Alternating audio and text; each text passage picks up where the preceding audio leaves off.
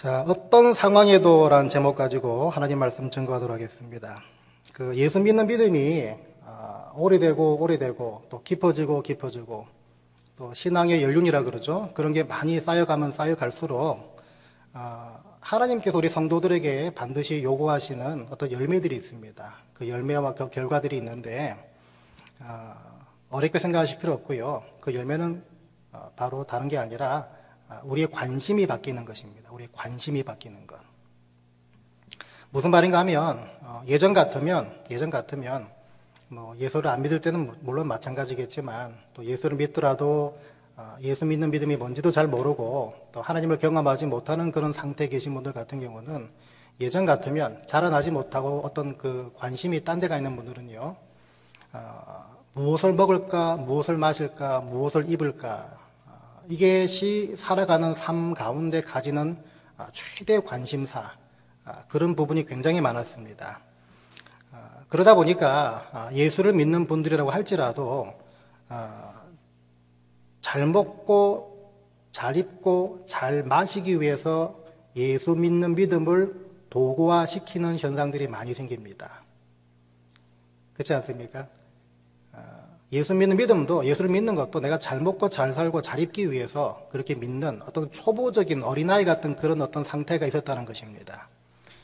물론 이게 뭐 시작과 동기가 돼가지고 실제로 예수 믿는 믿음이 정말 깊어지고 자라나는 뭐 그런 문제가 없겠지만은, 자라나지 못하고 성장하지 못하고 또 관심이 바뀌지 못해가지고 여전히 예수 믿는 지 몇십 년이 된 분들 가운데 속에서도 여전히 먹고 마시고 입기 위해서 예수 믿는 믿음을 도구화시키는 그런 삶을 사는 분들이 종종 있는 걸 보게 됩니다. 그러다 보면 굉장히 문제가 심각해지죠. 마태복음 6장 33절에서 예수께서 말씀하시기를요, 먼저 그 나라와 그 의를 구하라. 그리하면 이 모든 것을 너희에게 더하시겠다. 이 모든 것이 뭐였습니까? 그게 바로 먹고 마시고 입는 것들이었습니다. 예수님은 지금 여기서 삶의 우선순위를 말씀하고 계시는 것입니다. 어디에 먼저 관심을 가져야 되는지, 무엇을 먼저 간구해야 되는지, 먹고 마시고 입는 것이 나쁜 것이 아니라 예수 믿는 믿음, 무엇이 가장 우선순위가 되어야 하는지를 가르쳐 주시는 부분인데요. 분명히 우리들의 어떤 관심사가 먹고 마시고 입는 데서 그쳐서는 안 된다는 것을 말씀하고 계십니다. 먹고 마시고 입는 것도 중요하지만 그보다 먼저 하나님의 나라와 의를 구하라고 그렇게 명령하고 계십니다.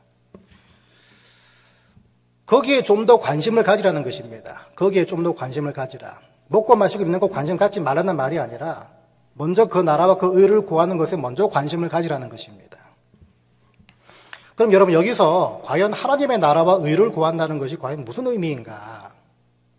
예전에도 말씀드린 적이 있습니다. 여기 보시면 하나님 나라는 당연히 하나님 나라 그러면 당연히 주권과 통치를 생각해야 됩니다. 하나님의 주권과 통치를 생각해야 됩니다. 하나님이 다스리신다는 것이죠. 다스리신다는 것. 그리고 하나님의 의는 어떻게 해석해야 되는가? 이 하나님의 의는요, 여러분 아시다시피 하나님의 거룩한 성품들 가운데 하나님의 의로우심이 있습니다. 혹은 하나님의 공의로우심이 있습니다. 이 의를 말할 때 하나님의 성품을 언급할 수도 있겠지만 또 동시에 여기서 말하는 의는요, 하나님과의 바른 관계 내지 교제를 의미하고 있습니다. 하나님과의 바른 관계 내지 교제, 이것을 의미하는 것, 여기서 의로 해석한다는 것입니다. 그래서 여러분, 하나님께 우리가 의를 구한다는 것, 하나님의 의를 구한다는 것은요, 다 묶어서 얘기하면 내가 하나님의 주권과 통치 아래 놓여서 하나님과 늘 바른 관계와 교제를 갖고 산다는 그 의미가 됩니다. 너희는 하나님의 나라와 의와 그의 나라를 먼저 구하라, 이 말씀하실 때 그 의미는 내가 하나님의 통치와 주권 아래 놓여가지고 늘 하나님과 바른 관계와 교제를 맺고 살아가겠습니다. 그걸 구하라는 말이라는 것입니다.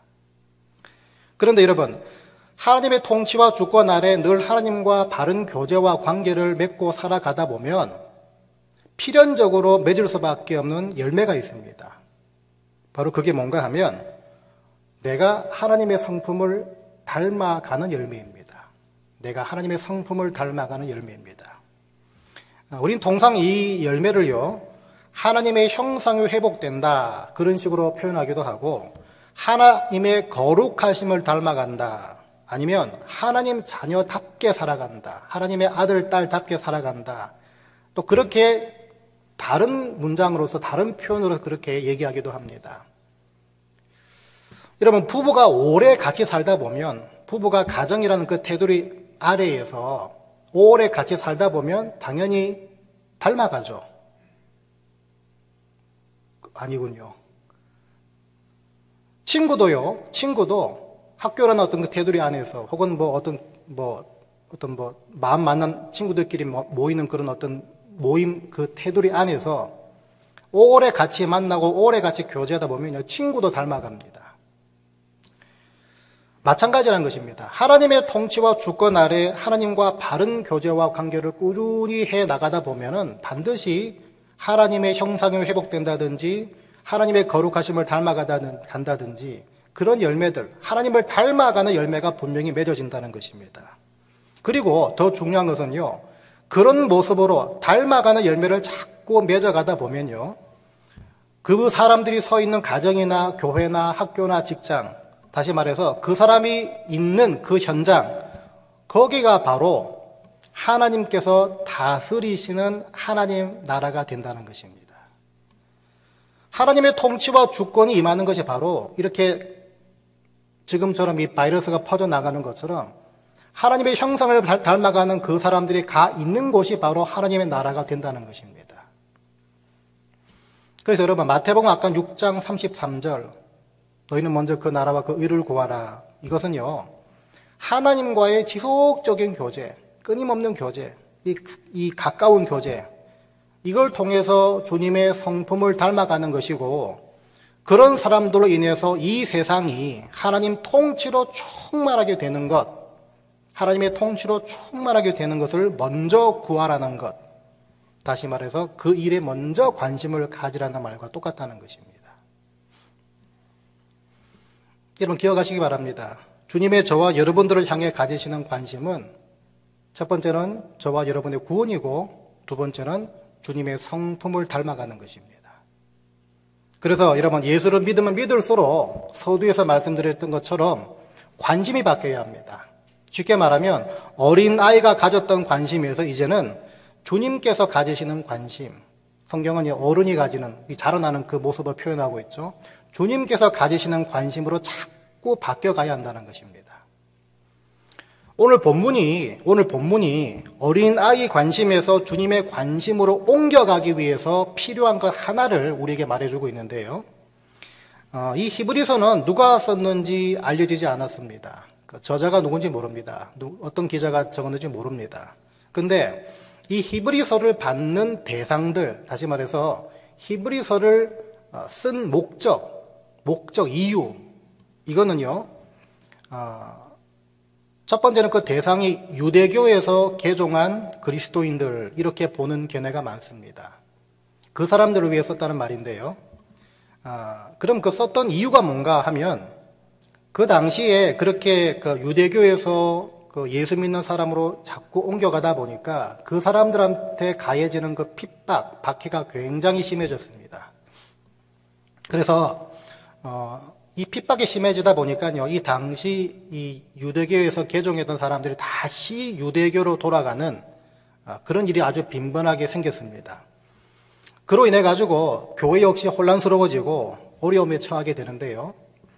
결국 이 히브리서는 그런 환경, 그런 상황, 그런 처지에 놓여 있던 교회와 교인들에게 힘을 주고 격려해 주고 위로해 주기 위해서 쓰여진 책이다, 이렇게 볼 수가 있습니다.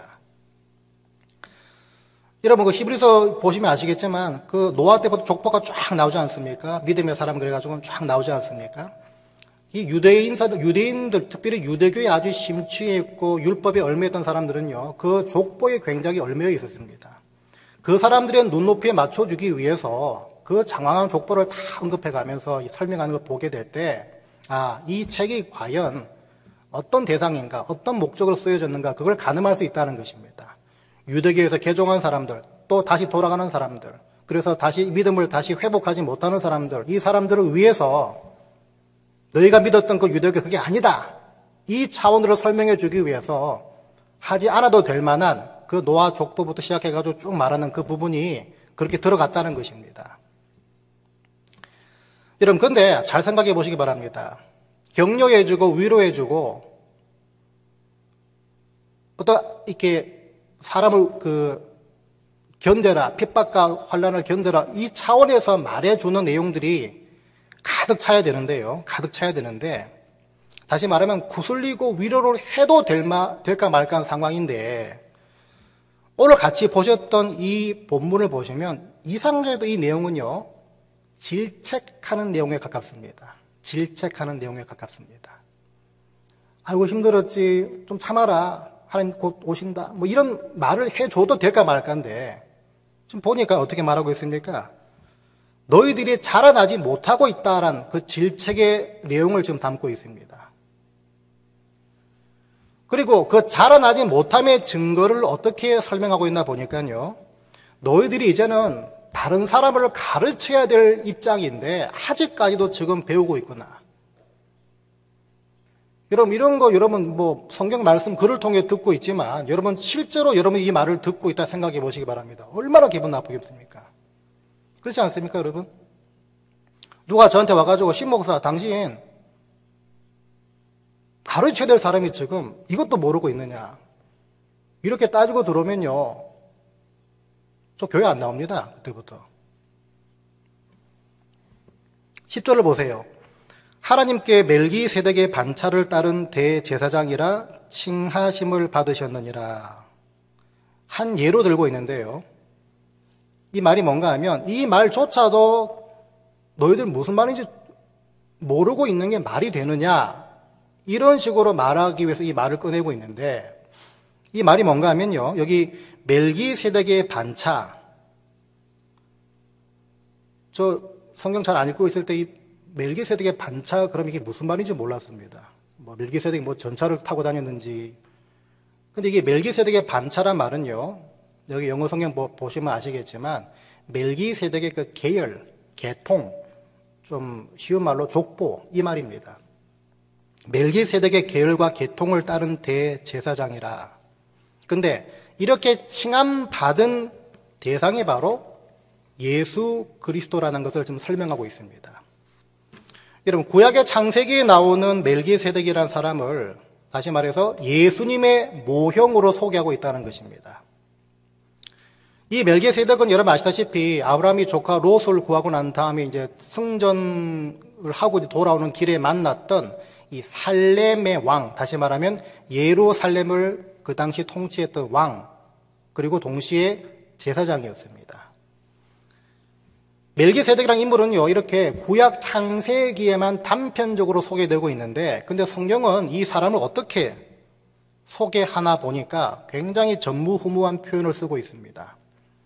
창세기 14장 18절에서요, 살렘 왕 멜기세덱이 떡과 포도주를 가지고 나왔으니 그는 지극히 높으신 하나님의 제사장이었더라, 이 표현을 쓰고 있습니다.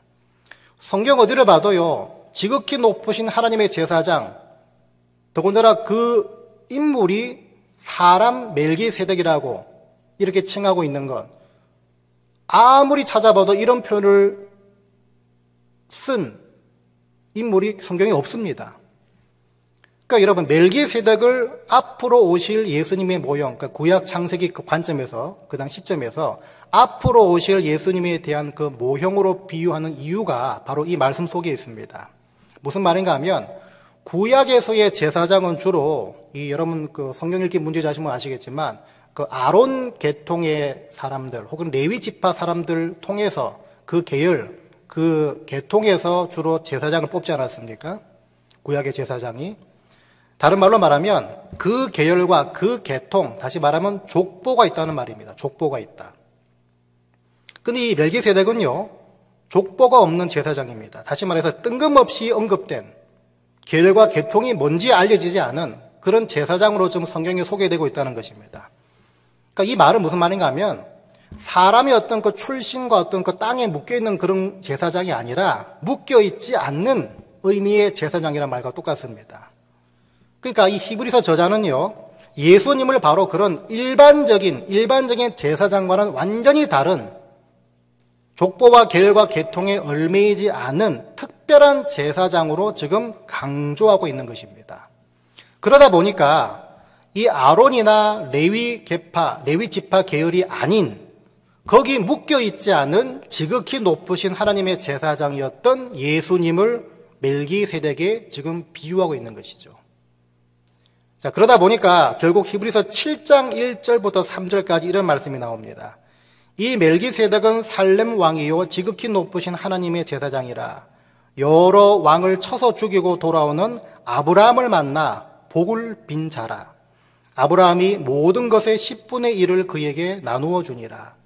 그 이름을 해석하면 먼저는 의의 왕이요 그 다음은 살렘 왕이니 곧 평강의 왕이요 아버지도 없고 어머니도 없고 족보도 없고 시작한 날도 없고 생명의 끝도 없어 하나님의 아들과 닮아서 항상 제사장으로 있느니라. 이렇게 설명해 주고 있습니다. 멜기세덱의 의미는 이렇게 정리할 수가 있습니다. 문제는 이렇게 장황하게 설명했던 이 내용들을 이 히브리서를 받고 있는 사람들, 다시 말해 핍박받는 상황에 놓인 사람들, 이 성도들이 전혀 깨닫지 못하니까 가르치지도 못한 그런 상태에 있다고 질책을 받고 있다는 것입니다. 그래서 여러분 오늘 같이 읽으셨던 11절에 뭐라고 말하고 있나 보니까요. 멜기세덱에 관하여는 우리가 할 말이 많으나 너희가 듣는 것이 둔함으로 설명하기 어려우니라. 이렇게 말하고 있습니다. 여러분 핍박받고 견디고 있는 성도들에게 위로는 못해줄 망정 왜 이렇게 모질게 몰아세운다고 생각하십니까? 너 이것도 모르냐? 이런 식으로 이렇게 하고 있는 이유가 뭡니까? 다른 거 없죠. 하나님께서는요, 저와 여러분들이 어떤 환경, 어떤 상황에 처해 있든 간에 저와 여러분들이 반드시 자라나기를 원하시기 때문에 그 뜻을, 그 의미를 보여주시기 위해서 이 상황을 우리에게 보여주시고 계시는 것입니다. 오늘 본문이 그걸 어느 정도까지 강조하냐 하면 11절을 보니까 너희들이 듣는 것이 둔하다 그렇게 얘기했죠. 여기 보니까 둔하다의 헬라어가 노드로이라는 동사를 쓰는데요. 이 노드로이 동사가 태어날 때부터 선천적으로 둔하다는 그런 뜻이 아닙니다. 노력을 하지 않아서 후천적으로 둔하고 무지하다 그 뜻입니다. 그러니까 여러분 이걸 아셔야 되는 겁니다. 이 주님을 닮아가고 관심과 우선순위와 또 기도의 방향이 바뀌어가는 것, 다시 말해서 여러분 믿음이 자라나고 깊어진다는 것은요, 당연히 하나님께서 은혜 주시고 당연히 성령께서 여러분들을 깨워주셔서 가능한 일이 맞습니다. 그런데 그와 동시에 성경은요, 어떤 상황에서도 후천적으로 노력하고 힘써야 될 굉장히 능동적이고 굉장히 적극적인 부분도 말해주고 있다는 것입니다. 그러니까 쉽게 말해 이거 아닙니까? 아이고 나 은혜 받아야 예수 잘 믿는 거 아니냐. 손도 안 놓고 그냥 뒤로 나자빠져 있지 말라는 것입니다. 일어나서 적극적으로 덤벼가지고 후천적으로 노력하고 애쓰고 부지런히 예수를 알아가고 믿음 깊어지는 게 뭔지 너희가 스스로 노력하는 부분도 분명히 강조하고 있다는 것입니다. 13절을 새 번역본을 보면 이렇게 말합니다. 젖을 먹고 사는 이는 아직 어린아이므로 올바른 가르침에 익숙하지 못한다. 이런 말을 씁니다. 젖을 먹고 사는 이는 아직 어린아이므로 올바른 가르침에 익숙하지 못하다. 여기서 익숙하지 못하다는 부분을 영어 성경에서 뭐라고 하다 보니까 자세히 뜯어보니까 하나님 말씀에 어색하고 능수능란하지 못하다 그렇게 말하고 있습니다. 하나님 말씀에 굉장히 어색하고 하나님 말씀에 능수능란하지 못하다 그렇게 말합니다. 근데 여러분 이 능수능란하지 못하고 어색하다 이 말을 곰곰이 되씹어 보시면요, 어색하고 능숙능란하지 못한 것은 내가 노력하고 애쓰고 반복을 해서 해결해야 될 범주에 들어갑니다. 이거는 뭐 은혜 받고 성령 받아가지고 내가 하나님 말씀에 능숙능란해지고 어색해지지 않겠어. 이게 아니라는 것입니다. 능숙능란하지 못하고 어색해지지 않은 이 차원은요, 애쓰고 반복하고 훈련하고 노력해가지고 극복해야 될 차원의 문제라는 것입니다. 그러니까 여러분, 예를 들어서 교회에 만일에 새 교우가 왔다 그러면 서로가 기존에 있던 교우와 서로가 어색해지지 않고 그 관계가 정말 능숙능란해지고 가까워지는 이 부분들은요, 서로가 성령을 받고 서로가 은혜를 받아가지고 그래야 어색해지지 않고 능숙능란해지다, 그 차원이 문제가 아니라는 것입니다. 어떻게든 노력하고 애쓰고 눈에 불을 켜가지고 같이 밥 먹고 이런 식으로 해서 극복해야 될, 이런 식으로 해서 가까워야 될 문제라는 것입니다.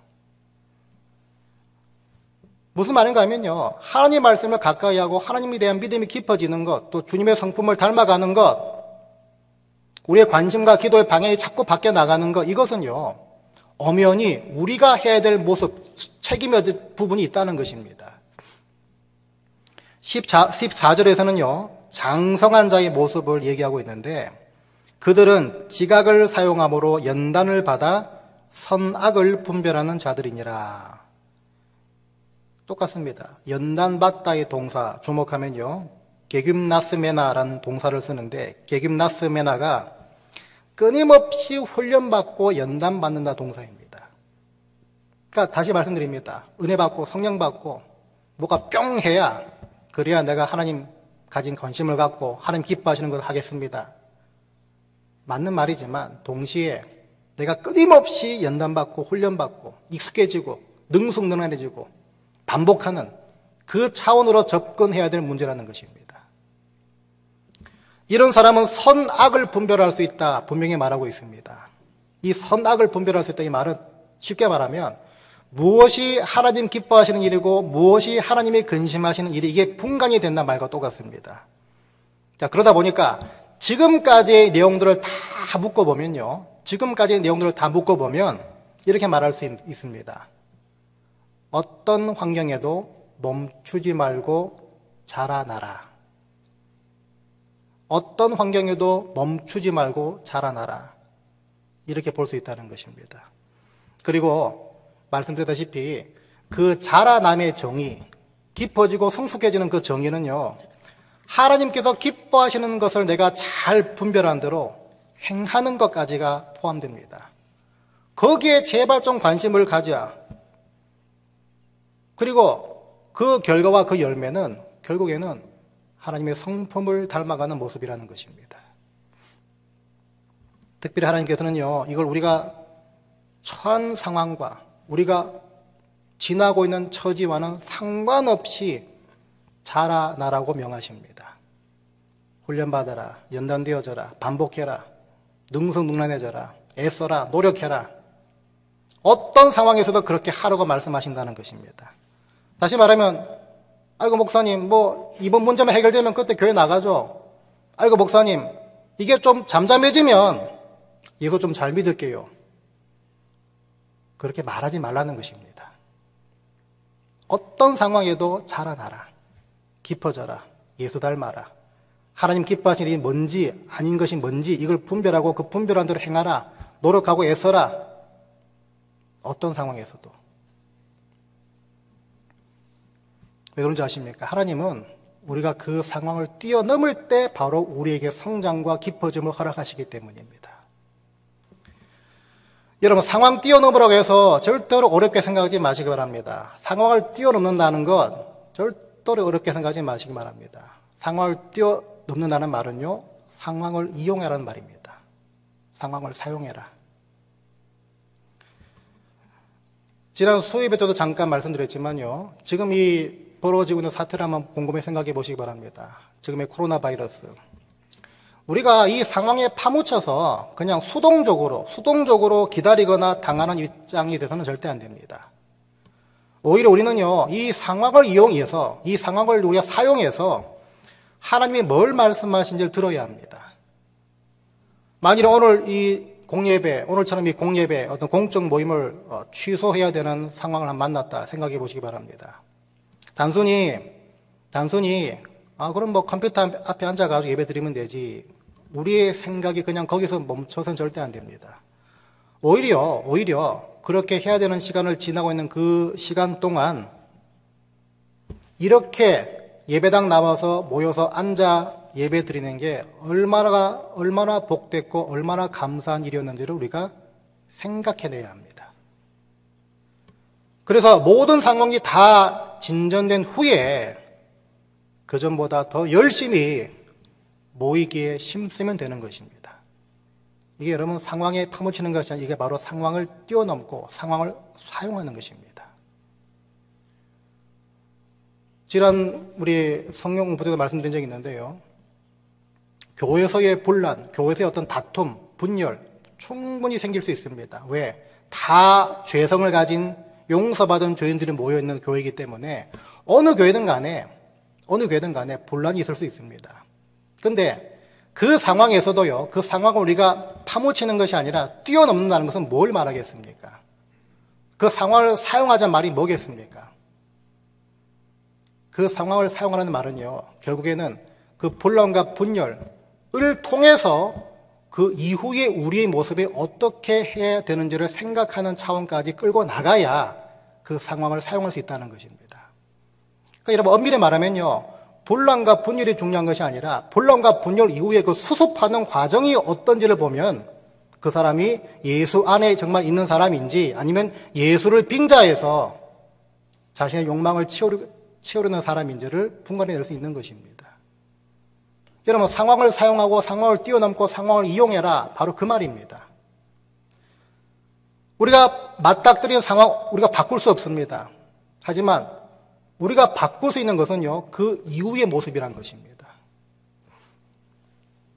지난 수요일에 이렇게 교인들이 모여서 예배 드리는 것, 이 모습을 이 사회가 걱정한다 말씀드렸죠. 아무래도 사람 많이 모이는 곳에 감염을 이렇게 시킬 그런 확률이 높기 때문에 제발 좀 사람 좀 모이지 마라. 그 사회가 막 걱정하고 있지 않습니까?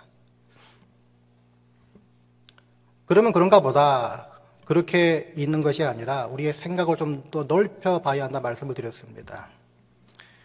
예배 때 모이는 걸 이 사회가 걱정하고 있는 이 모습을 통해서 우리가 그동안 얼마나 예배 따로 일상 따로 살아왔는지를 깨닫자, 그걸 회개하자 이렇게 말씀을 드렸습니다. 진작부터 예배 때 받은 은혜와 능력을 통해서 일상 속에 들어갔을 때 사람을 변화시키고, 야, 저 사람 보니까 정말 예수 믿는 사람 같다, 정말 하나님 살아계신 것 같다, 그런 삶을 진작부터 살아왔다면요, 어떻게 사회가 모이는 것을 걱정하겠냐는 것입니다. 오히려 안 모이는 것을 걱정하지 않겠냐는 것입니다. 그 상황을 여러분 사용하는 것입니다. 신천지가 또 한국의 극성이죠. 그걸 또 어떻게 우리가 봐야 됩니까? 그동안 신천지가 극성을 부려도 될 만큼 기성교회와 기성교인들, 또 기성목회자들이 얼마나 느슨해졌고 얼마나 형편없었는지를 성찰하고 깨달아보자는 것입니다. 제가 말씀드리고자 하는 것은요, 상황에 파묻히지 말고 그 상황을 이용해서 어떻게든 자라나자는 것입니다. 여러분, 예배가 온라인 예배로 몇 주가 될지 몇 달이 될지 이렇게 진행될 상황들을 우리가 잘 준비해야 합니다. 그런데 그 상황에서조차 우리는요, 자라나야 합니다. 설교를 준비하다가 여러분 성경 읽기 문제집 하시면 다 아시겠지만 민수기 11장을 딱 보니까요, 야, 혹시 지금 이 상황 하나님이 이렇게 말씀하시려고 우리에게 그렇게 지나가게 하시는 게 아닌가? 거기 보시면 이스라엘이 불평하죠. 어떻게 불평합니까? 고기 좀 먹자는 것입니다. 고기 좀 먹자. 고기 좀 보자. 고기 좀 먹어보자. 이 불평을 합니다. 그 불평을 들으시고 하나님께서 고기를 주시는데 어떻게 주셨나? 코에서 고기 냄새가 날 정도로, 코에서 고기 냄새가 날 정도로 한 달 동안 먹여주겠다. 고기 냄새 싫어할 정도로 내가 실컷 배부르게 먹여주겠다. 그렇게 말씀하십니다.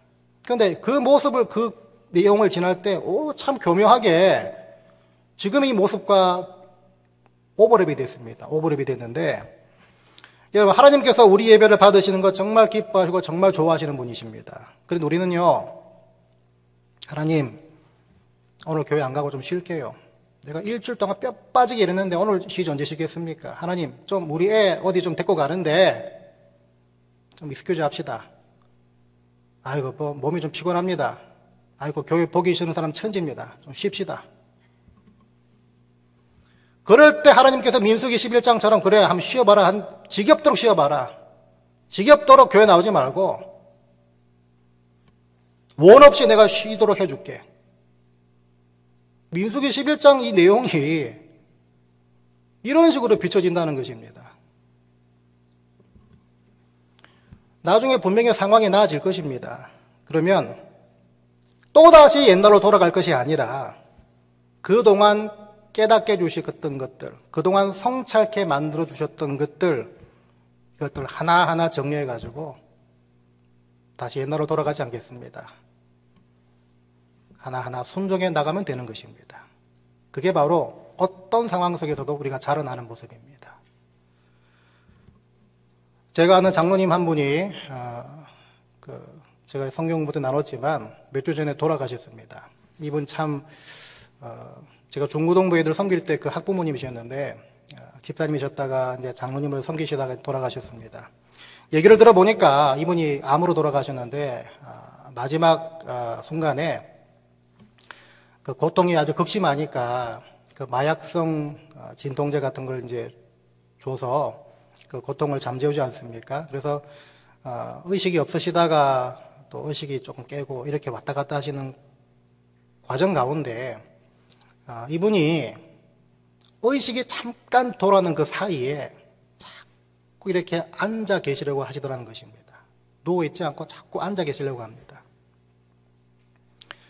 그 잠깐 의식 돌아올 때 자꾸 앉아 계셔가지고 뭐라 중얼중얼 얘기를 하시는데 그때 하시는 말씀이 하나님은 살아계십니다. 하나님은 살아계십니다. 그렇게 얘기하십니다. 근데 그 얘기를 들으니까요, 이분이 왜 그런지 금방 캐치가 되더라고요. 이분한테 하나님은요, 정말 실존하시는 분이시고 살아계신 분이셨습니다. 그래서 내가 그냥 누워있는 채로 하나님 만나기 싫다는 것입니다. 최소한 앉아가지고 하나님 만나겠다는 것입니다. 하나님께서 우리에게 오늘 말씀하시는 거 다른 거 아닙니다. 여러분 정말 하나님이 살아계신 분으로 믿으신다면요, 주님이 기뻐하시는 일들을 잘 분별해서 그걸 열심히 행하면서 자라나야 됩니다. 그게 오늘은 어떤 상황에서도 주님을 닮아가고 어떤 상황에서도 주님이 가지시는 관심에 내 관심을 자꾸 돌리는 것, 그 모습이라는 것입니다. 그럴 때에 정말 주님의 살아계신 분으로 느껴지신다면, 믿어지신다면, 그럴 때에 용서할 수 없는 사람을 용서할 수 있는 상황으로 자라날 수 있는 것이고요. 교회에 나와서 예배 드릴 수 없는 상황에서도 예배를 그리워하고 간절해지는 그 자라남이 있는 것입니다. 다 마찬가지입니다. 물질관, 자녀관, 자녀 교육관, 섬김, 헌신 하나하나 바뀌게 됩니다. 예레미야 29장 11절 말씀이 이 상황 가운데 처해 있는 우리 모두에게 주신 하나님 말씀으로 받습니다. 여호와의 말씀이니라 너희를 향한 나의 생각을 내가 아나니 평안이요 재앙이 아니니라 너희에게 미래와 희망을 주는 것이니라 너희가 내게 부르짖으며 내게 와서 기도하면 내가 너희들의 기도를 들을 것이요 너희가 온 마음으로 나를 구하면 나를 찾을 것이요 나를 만나리라. 이 말씀을요, 지금의 여러 원치 않는 그 상황을 지나는 우리 모두를 붙잡아주는 그 소망의 말씀 되기를 소원합니다. 다시 말해서 어떤 상황 속에서도 자라나게 만드는 말씀이 되기를 소원합니다. 우리를 향한 하나님의 생각은요, 재앙이 아니라 그랬습니다. 평안이라 그랬습니다. 너희에게 미래와 희망을 주는 것이다 말씀하셨습니다. 하나님께서 기뻐하실 일들을 분별하고 따를 수 있는 그 능력을 구하셔서 개인과 가정, 여러분 모두가 예수 그리스도를 닮아가는 분들 다 되시기 바랍니다. 학생이든 주부든 직장인이든 아니면 은퇴하셨든 상관없습니다. 우리 모두는 하나님 자녀로 부름받고 구원받은 신분이고 그렇게 불러주시고 그 신분을 허락하신 분이 바로 하나님이시기 때문에 여기에 늘 관심을 가지고 이 자라나는 일에 멈춤이 있어서는 절대 안 될 줄 믿습니다. 하나님이 원하시기 때문입니다. 하나님의 살아계심을 정말 믿으시면 어떤 상황 속에서도 늘 자라나는 저와 여러분 다 되시기를 주 이름으로 간절히 축원드립니다.